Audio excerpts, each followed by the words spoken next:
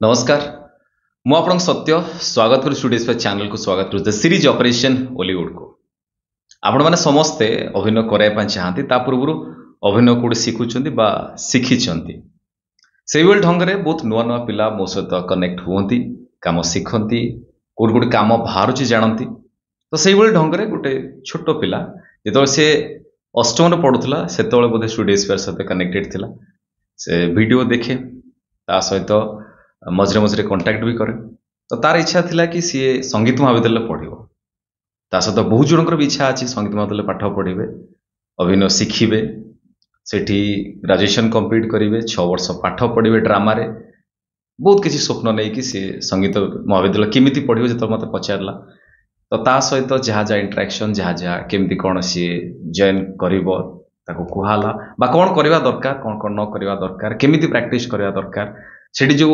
Admission पूर्व गोटे छोट ऑडिशन टाइप रो हुए से ऑडिशन भी केमती देबे ए विषय रे आमे कथा हेतलु सी कौन शिखिबे कौन पाठ पढ़िबे कौन वीडियो देखिया दरकार कने स्टूडियोज में बहुत सारा कथा ऑलरेडी कुहाइची ता सहित स्टूडियोज में बहुत आगुरु भी बहुत सारा पिला जाई कि छोट पिला जतले छोट थिले दशम पूर्वर पिला काइना संगीत महाविद्यालय दशम पिला ही दशम परीक्षा देला पर ही एडमिशन करंती +2 पढ़ती +3 करती 6 वर्ष पाठ पढ़ती बाकी जो मैंने +2 कर देथिबे +3 कर देथिबे से तो पढ़ी पारंतनी बाकी जो छोट छोट छुआ मैंने तांकू स्टूडियोज तरफ कुहा जाए बा बेसिक ट्रेनिंग दिया जाए जहाँ द्वारा से माने बेसिक तांकर नॉलेज हुए तापर जाइए से माने संगीत महाविद्यालय ऑडिशन दियंती अप्लाई करती किए एडमिशन लास्ट ईयर भी करथिले एथर भी किछि पिला करछंती तांको भितर ये पिलाटी जणे चलंतु आगे ता विषय सुनिबा तांको मुहर सी कौन कहते स्टूडियोज विषय बा संगीत महाविद्यालय विषय बा तांकर स्वप्न कौन सी कौन करने चाहते चलतु।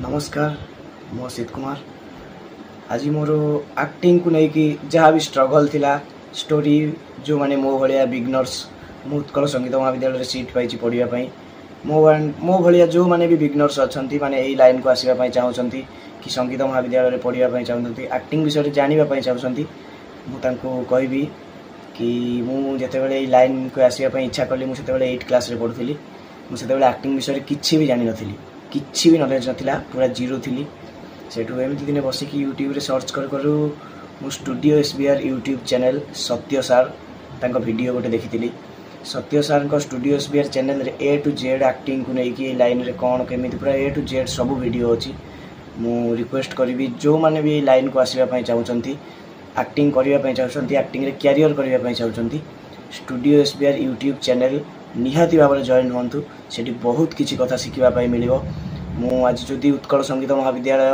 ओडिशार सबुठु बड़ नाटक एकाडेमी रे सीट पाई तो केवल श्रेय मु सत्य सार को देवी कहीं मुझे भी जानी नी एक्टिंग विषय रे तो सत्य सार मुझे सार को कॉल करे से मते बहुत किसी कहती मुझे फास्ट गली संगीत महाविद्यालय ऑडिशन देवाई सेठी गोटे कॉमन एप्टीट्यूड टेस्ट हुए तो से विषय में किसी भी जानी नी मु फास्ट कांटेक्ट करी सत्य सार को सी मते बहुत किसी कही आ जहाँ जहाँ भी कही संगीत महाविद्यालय मते आकुरेट से ही प्रश्न पचरा जाइतिला आ भी एक्टिंग भी जहाँ से शिखई सा ही पड़ता तो मु रिक्वेस्ट करी स्टूडियो एसबीआर बहुत हेल्प कर गोटे न्यू कमर को कहीं एक्टिंग रे कैरियर करने विषय जानापी पड़ो कहीं लाइन भल जी खराब भी से बहुत फ्रॉड भी मिले कि पैसा दियो आमे तुमको रोल देदेबू तो से सब बंचिक रे तो ये किसी बेसिक कथा जानापी स्टूडियो एसबीआर यूट्यूब चैनल निहाती भाव में जॉइन हूँ से audition update A to Z सब डिटेल्स वीडियो आसे जो मैंने भी ये कैरियर करने चाहते स्टूडियो एसबीआर जॉइन हूँ बहुत आगू जी रही नमस्कार। छोट पिलाटे दशम सरी संगीत महाविद्यालय पढ़ाई इच्छा थिला एक्टिंग करने इच्छा थिला तो सी स्वप्न पूर्ण करने चाहते अभिनय करने चाहते अभिनय शिखापी चाहते अभिनय करने पूर्व अभिनय शिखापी चाहते बहुत बड़ कथा कहले मु बारंबार ये कथा कहे आपण मैंने कम करने चाहते आगे कौटी कम शिखु सी भी चाहते जाकि कौटी डायरेक्ट जाए ऑडिशन दे था कहीं बहुत सारा छोट पिला अच्छा जो मैंने बहुत सारा बड़ पिला भी अच्छा बहुत समय जानी नथिबा भी अच्छा लोक मु बारंबार कहे आपण मैंने कौटी ऑडिशन दवा पूर्व आगे भल भाव में विधिवत भाव में ट्रेनिंग करूँ कम शिखु शिखिले मु जानी पारि एक्चुअली ये कम कौन ସିଏ ବି ଯଦି ରିଲ୍ସ କରିଥାନ୍ତେ, ସିଏ ବି ତାଙ୍କ ଘର ପାଖରେ ଭିଡ଼ିଓ କରିଥାନ୍ତେ, ସିଏ ବି ସେଠି ବି ଭାଇରାଲ ହେଇପାରିଥାନ୍ତେ। ବଟ୍ କ'ଣ ପାଇଁ ଆସିଲେ? ଶିଖିବା ପାଇଁ।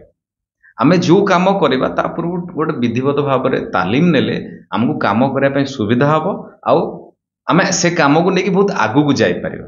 ଏଇଥିପାଇଁ ମୁଁ କହୁଛି ଡେଫିନେଟଲି କୋଉଠି ନା କୋଉଠି ଶିଖିବା ଦରକାର। ନ ଶିଖିଲେ ଆମେ ଅନ୍ଧାରରେ ବାଡ଼ି ବୁଲିଲା ଭଳିଆ ହେବ। ହଁ, କୋଉଦିନ ବାଜିଯିବ, କିନ୍ତୁ ତାପରେ ଜାଣିପାରିବେନି ନେକ୍ସଟ ବାଜିବ କି ନାହିଁ ବା କେତେ ବାଟ ଆମେ ଯିବା।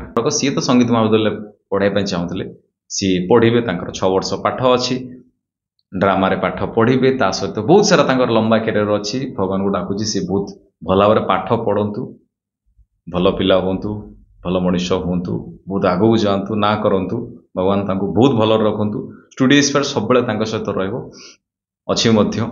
ତା ସହିତ ସବୁ ପିଲାଙ୍କ ସହିତ ଯେଉଁମାନେ ଏଇ ଲାଇନ୍କି ଆସୁଛନ୍ତି, ସେମାନେ ନୂଆ ଜାଣିନାହାନ୍ତି, ତାଙ୍କ ସହିତ ଷ୍ଟୁଡିଓ ଇନ୍ସପାୟାର ଅଛି ଆଉ ରହିଥିବ ମଧ୍ୟ। ଆଉ ପୁରୁଣା ଲୋକ ଯେଉଁମାନେ ତ ଜାଣିଛନ୍ତି, କିନ୍ତୁ ଆମର କାମ ପର୍ଟିକୁଲାର ଷ୍ଟୁଡିଓ ଇନ୍ସପାୟାର କାମ ଓନ୍ଲି ନୂଆ ପିଲା କେମିତି ଏ ଲାଇନ୍କି ଆସିବେ, ଭଲ ଭାବରେ କାମ ଶିଖିବେ, କେମିତି ଭଲ ଭାବରେ ନିଜେ ଭଲ ଭଲ କାମ କରିବେ, ଇଏ କାମ ଥାଏ ଷ୍ଟୁଡିଓ ଇନ୍ସପାୟାର। ଓ ସଙ୍ଗୀତ ମହାବିଦ୍ୟାଳୟ ତ ଖାଲି 10ମ ପରେ ଆଡମିସନ ହେଉଛି, ବଟ୍ ବହୁତ ଜଣ ଅଛନ୍ତି +2 ପରେ, +3 ପରେ, ବାକି ବହୁତ ଜଣ ବଡ଼ ଅଛନ୍ତି। ବହୁତ ଜଣଙ୍କ ମନରେ ଥିବ କି ମୋ ବୟସ ତ ହେଲାଣି 30 ବର୍ଷ, 40 ବର୍ଷ, 50 ବର୍ଷ, ମୁଁ କ'ଣ କୋଉଠି ଶିଖିବା ନିହାତି ଦରକାର? ମୁଁ ସେଭଳିଆ ଆକ୍ଟିଂ କରିପାରିବିନି? ଆଜ୍ଞା, କରିପାରିବେ, ବଟ୍ ଶିଖିବା ବି ନିହାତି ଦରକାର। ଆଉ ସେମିତି ମାଇଣ୍ଡରେ ଆଣିବେନି କି ଗୋଟେ ଏଜ୍ ଅଛି, ସେ ଏଜ୍ ପରେ ମୁଁ କିଛି କରିପାରିବିନି। ବହୁତ ଜଣ ଆର୍ଟିଷ୍ଟ ଅଛନ୍ତି ଯେଉଁମାନେ 50 ବର୍ଷ ପରେ ତାଙ୍କର ଆକ୍ଟିଂ କ୍ୟାରିୟର ଆରମ୍ଭ କରିଛନ୍ତି। କଳାକାର ପାଇଁ କୌଣସି ବୟସ ନଥାଏ। ଆପଣମାନେ ଚାହିଁବେ ଯେତେବେଳେ, ସେତେବେଳେ ଆପଣଙ୍କର ସମୟ ଆରମ୍ଭ ହେଲା। କିନ୍ତୁ ଆପଣ ଭଲ ଭାବରେ ବେସିକ୍ ଟ୍ରେନିଂ କରିକି କାମ ଶିଖିକି ଗଲେ ଆପଣଙ୍କୁ ସୁବିଧା ହେବ। ଯେମିତି ବୋମନ ଇରାନୀ ଆପଣମାନେ ଜାଣିଛନ୍ତି ତ, 3 ଇଡିୟଟ୍ର ଭାଇରସ୍, ସର୍ଚ୍ଚ କରିକି ଦେଖନ୍ତୁ ସିଏ ତାଙ୍କର ଅଭିନୟ କ୍ୟାରିୟର କେବେଠୁ ଆରମ୍ଭ କରିଥିଲେ। ଯଦି ଜାଣିଛନ୍ତି ମୋତେ କମେଣ୍ଟରେ ବି ଲେଖିପାରିବେ, ଯଦି ଜାଣିନାହାନ୍ତି ସର୍ଚ୍ଚ କରି ଦେଖନ୍ତୁ। କାମ ଶିଖିଲେ, କାମ କଲେ, ତା ସହିତ ଏବେ କୋଉ ଭଳିଆ ଷ୍ଟେଜରେ ଅଛନ୍ତି। ତ ଆମେ ବି ଶିଖିପାରିବା, ବହୁତ ଜିନିଷ କରିପାରିବା, କିନ୍ତୁ ଆମେ ଶିଖିବା ଦରକାର। କାମ ଖାଲି କରିବା, ଖାଲି ଖୋଜିବା, କୋଉଠି ଅଡିସନ ବାହାରିଲା ସେ କଥା ନୁହଁ। ଅଡିସନ ତ ଆସିବ, ଆଜି ଆସେନି, 4 ଦିନ ପରେ ଆସିବ, 5 ଦିନ ପରେ ଆସିବ, ବଟ୍ ଆସିବ ନିହାତି। କିନ୍ତୁ ଆମେ ଶିଖିଛନ୍ତି କି ନାହିଁ, ମୋ କଣ୍ଟ୍ରୋଲରେ ଅଛି କି ନାହିଁ, ମୋ କାମଟା ମୋ କଣ୍ଟ୍ରୋଲରେ ଅଛି କି ନାହିଁ, ଇଏ ସବୁଠାରୁ ଗୁରୁତ୍ୱପୂର୍ଣ୍ଣ। ଡେଫିନେଟଲି ଆପଣଙ୍କ ଆଖପାଖରେ କୋଉଠି ଅଛି ଶିଖନ୍ତୁ। ଯଦି ନାହିଁ ତାହେଲେ join studio inspire online class, ବା ଅଫଲାଇନରେ ବି ଜଏନ୍ ହେଇପାରିବେ। ଆପଣ ଯଦି ଏଠି ଭୁବନେଶ୍ୱରରେ ଅଛନ୍ତି, ଆପଣଙ୍କୁ ସମୟ ଅଛି ସଞ୍ଜବେଳେ, ସଞ୍ଜ 6ଟାରୁ 9ଟା ବା ସକାଳ 6ଟାରୁ 9ଟା, କୋଉ ଟାଇମରେ ଜଏନ୍ ହେଇପାରିବେ। ବାକି ଦୂରରେ ଯଦି ଅଛନ୍ତି, ଆପଣ ଆପଣଙ୍କ ଆଖପାଖରେ ଦେଖନ୍ତୁ ଆଗେ। ଆଉ ଯଦି ନାହିଁ ତାହେଲେ ଆପଣ ଷ୍ଟୁଡିଓ ଇନ୍ସପାୟାର ଅନଲାଇନ୍ କ୍ଲାସ୍ ବି ଜଏନ୍ ହେଇପାରିବେ। ଫୋନ୍ ନମ୍ବରରେ ଫୋନ୍ କରନ୍ତୁ, ସ୍କ୍ରିନରେ ଦିଆଯାଇଛି, ବା ଏଇ ଭିଡ଼ିଓ ଡେସ୍କ୍ରିପସନରେ ଲିଙ୍କ୍ ଅଛି, କ୍ଲିକ୍ କରିକି ଫର୍ମ ଫିଲ୍ଅପ୍ କରନ୍ତୁ। ଆପଣଙ୍କ ଡିଟେଲ୍ସ ଆମକୁ ଜଣାଇବେ।